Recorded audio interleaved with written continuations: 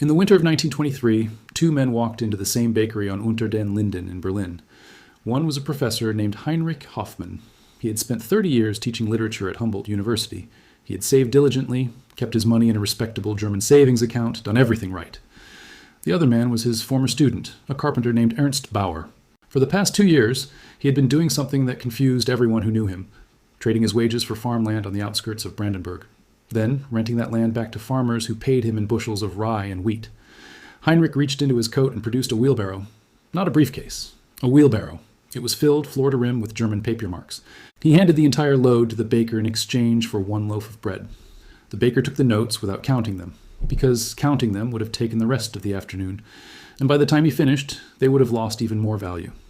Ernst bought 2 loaves with a single kilogram of rye. He still had 11 more. This is the story of collapse. It is never the story of catastrophe arriving from nowhere. It is always, always the story of 2 men in the same moment, one of whom understood something the other one didn't. The Weimar hyperinflation is perhaps the most documented monetary collapse in modern history. But it is not unique. It is not even unusual. What happened in Germany between 1921 and 1924 has happened many times before. It happened in revolutionary France in the 1790s, in the Confederate South between 1861 and 1865, in Zimbabwe between 2007 and 2009, in Venezuela between 2016 and 2019, in Yugoslavia between 1992 and 1994. The names change, the currencies change, the governments change. The mechanism does not. Here is that mechanism, stripped to its bones. A government under pressure, military, political, social, existential, prints more money than the economy can absorb. Prices begin to rise faster than wages. Savings, held in that currency, start losing value. Not slowly, like water evaporating, but rapidly, like ice melting on a frying pan. People who stored their wealth in paper promises, bank accounts, bonds, pensions, cash, watch those promises dissolve. Meanwhile, another group emerges. Those who stored wealth in things that exist beyond government decisions, land, tools, skills, relationships, gold, productive assets, find themselves unexpectedly on the other side. The 6 assets that survive collapse are not secrets. They are not complex. They are not modern. In fact, they are almost embarrassingly old, and yet they are consistently ignored in good times, because in good times they seem unnecessary. That is precisely the point. The first asset is land, real, physical, agricultural land. This is the oldest wealth preservation technology in human history, and it works for a reason that goes beyond economics. Land does not require a functioning financial system to produce value. It produces food. It provides shelter. It cannot be inflated. It cannot be printed. A government can tax it. Some governments have tried to seize it. But across the full sweep of recorded history, land has survived better than any currency ever created. When Argentina's economy collapsed in 2001, when banks froze accounts overnight, when the peso lost 2/3 of its value in weeks, when middle-class families could not withdraw their own savings, something interesting happened. The ranchers of Patagonia kept ranching. The vintners of Mendoza kept growing grapes. They were not untouched, but they were not destroyed. The Argentine collapse was not caused by drought, not by earthquake, not by plague. It was caused by a financial system breaking down. And when a financial system breaks down, land does not stop producing crops. Orchards do not stop flowering, because land exists in a different category than money. Money is a promise. Land is a fact. What most people misunderstand about land is not its productivity, but its social power during disruption. In times of scarcity, the person who controls food holds leverage beyond normal economics. During the Soviet collectivization of the 1930s, farmers who secretly kept small private plots, dacha gardens, hidden land, kitchen plots, had more than food. They had status. They were people others depended on. And that dependence is a form of wealth no bank account can replicate. The quiet, unsettling truth about land is this. Every society that has ever collapsed still had land. Someone owned it on the other side. The second asset is tools and productive skills, not credentials, not titles, not positions inside institutions that may not survive the crisis. Real skills, physical, transferable abilities that produce something another human being actually needs. In post-war Germany, not Weimar but 1945, the year of rubble, the Stunde Null, the economy did not slow down. It stopped. Currency became meaningless. Supply chains were broken. Institutions no longer functioned. What replaced them was something unexpected. Economists later called it the Zigarettenwährung, the cigarette economy. Cigarettes became money, but something even more important than cigarettes emerged. Skills. A plumber in Hamburg in 1946 could fix pipes that needed fixing whether or not the Reichsmark had value. A cobbler could repair shoes. A mechanic could coax engines back to life. These people did not merely survive, they thrived in the grim relative sense that the word allows. They had something to trade that was not dependent on institutional mediation. The deeper principle at work here is that every economic system, no matter how sophisticated, is ultimately a network for routing human skill toward human need. When the routing mechanism, the financial system, the currency, the banking infrastructure, breaks down, the skills themselves do not disappear. They simply find new routes, new exchange mechanisms, new forms of barter, favor, and reciprocity. The person with the skill is always at the center of these new networks. The person without skills, whose value existed only within the old institutional structure, finds themselves peripheral. Here's the part that disturbs people when they think about it too hard. The most valuable skills during collapse are not the most prestigious skills during prosperity. Brain surgery matters less when there is no hospital. Corporate law matters less when there is no functioning court. Carpentry, plumbing, animal husbandry, small-scale food production, basic medical care, mechanical repair, these are skills that sit dormant in their cultural prestige during good times, then suddenly become the center of gravity around which everything else orbits. The third asset is gold and silver. Yes, the cliché is a cliché because it keeps being true. Gold has no counterparty risk. This is the phrase that economists use, and it is important enough to say slowly. When you own a bond, you are owed money by an institution. When you own a bank account balance, you are owed money by a bank. When you own a pension, you are owed money by a fund that owns promises made by institutions. Each of these ownership forms depends on a chain of other entities remaining solvent and trustworthy. Gold depends on nothing. It is the thing itself. Its value is not a promise. It is not a derivative of a promise. It is not a securitized claim on future institutional behavior. When Nicholas II was overthrown in 1917, his paper assets, ruble-denominated bonds, imperial bank accounts, state investments, became worthless almost immediately. The Bolsheviks repudiated imperial debts. The currency was replaced. The banks were nationalized. But the Russian aristocrats who had converted portions of their wealth into gold coins and smuggled them out in the linings of coats, sewn into corsets, hidden in hollow heels of shoes, these people arrived in Paris and London with the ability to restart their lives, not comfortably, not as they had lived, but they could rent a room, they could buy bread, they could, in some cases, build again.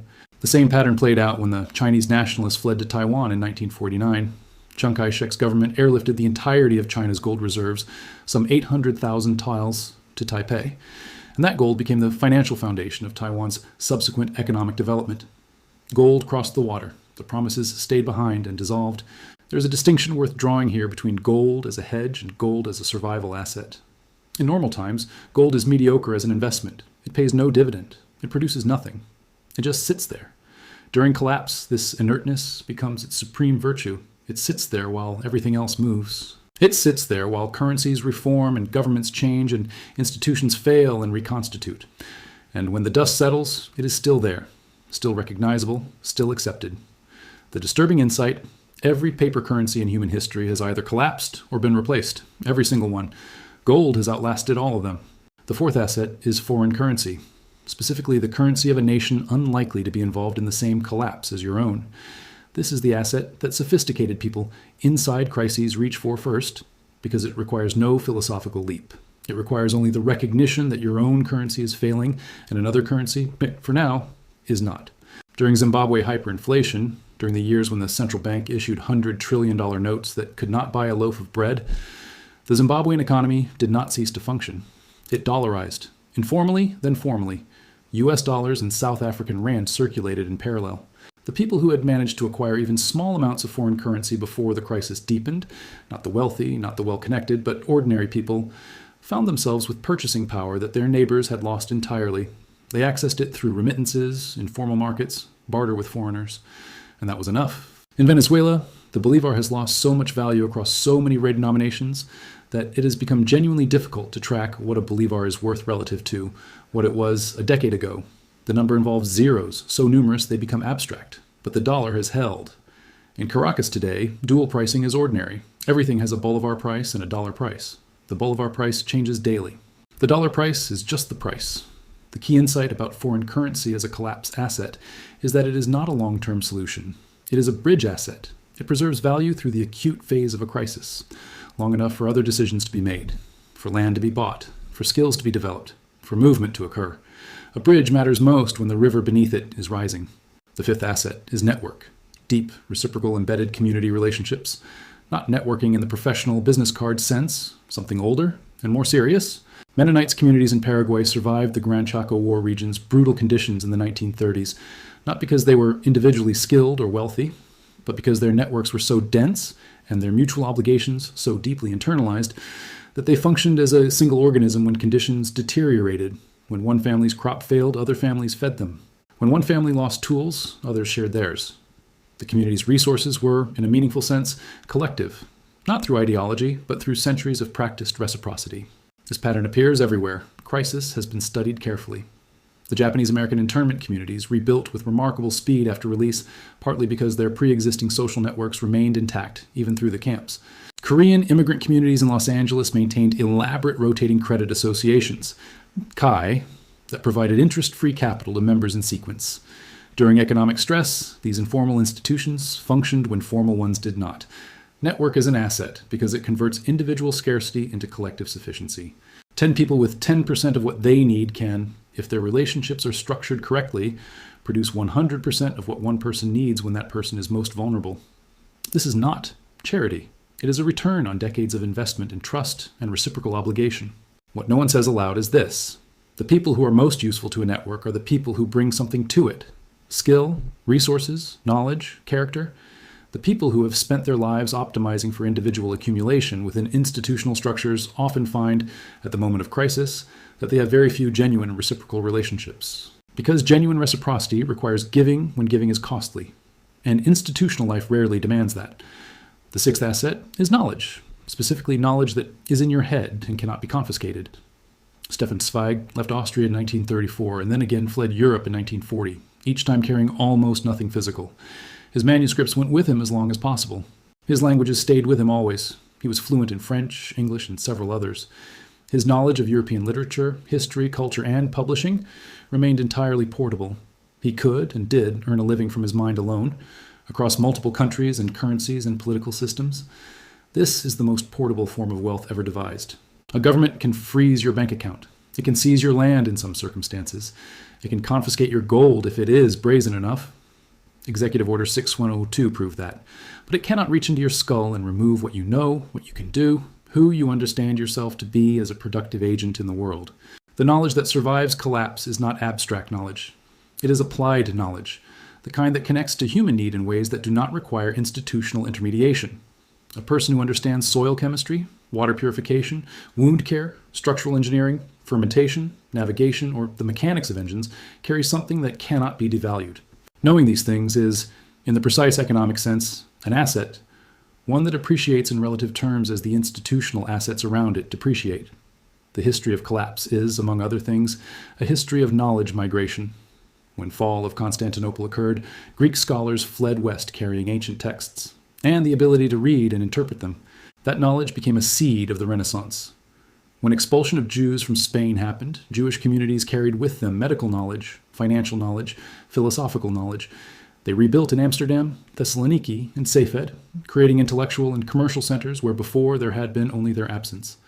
Knowledge does not stay where collapse happens. It moves, and it carries its owner with it. Here is what these 6 assets have in common. None of them derive their value from institutional promises. Land, tools, skills, gold, foreign currency, network, knowledge. Each of these exists in the world at a more fundamental level than the systems we build to allocate and measure them. Each of them was valuable before central banking existed, before stock markets existed, before modern nation-states existed. Each of them will remain valuable after whatever comes next. This is not a message of pessimism. It is not an invitation to hoard ammunition and move to a bunker. The people who survived the collapses in this story mostly continued to live in civilization, to participate in markets, to rebuild what had been lost. The Weimar hyperinflation ended. Germany rebuilt. Argentina has rebuilt, collapsed, and rebuilt again. Survival is not the end of the story. It is the precondition for continuing the story. But the precondition matters. Heinrich Hoffmann, the professor with the wheelbarrow, was not a fool. He had simply made a reasonable bet, that the institutions around him were stable, and that bet was wrong in a way he could not have predicted from inside ordinary life. Ernst Bauer, the carpenter with the rye, had made a different bet. Not because he was smarter, but because he had, perhaps by instinct, perhaps by ancestry, perhaps by some half-formed unease he could not quite name, decided to hold things rather than promises. The difference between them was not intelligence. It was not virtue. It was the quiet structural decision about what kind of assets to hold, and the recognition, however dim, that the world sometimes stops honoring promises it seemed entirely certain to keep. Every person who has ever lived through collapse has said afterward one of two things. Either, I did not see it coming, or I saw it coming, but I did not believe it would happen to me, to my country, to my currency, to my century. They were not wrong to be skeptical. Collapse is rare. Most years are not collapse years. Most currencies survive. Most governments persist. Most savings accounts hold their value. But Heinrich's wheelbarrow is in a museum in Berlin now. The bread it purchased is long gone. And the rye fields outside Brandenburg are still there, still growing, still feeding people who will never know the name of anyone who once owned them. This is not history. It is a pattern, and patterns, unlike promises, do not expire.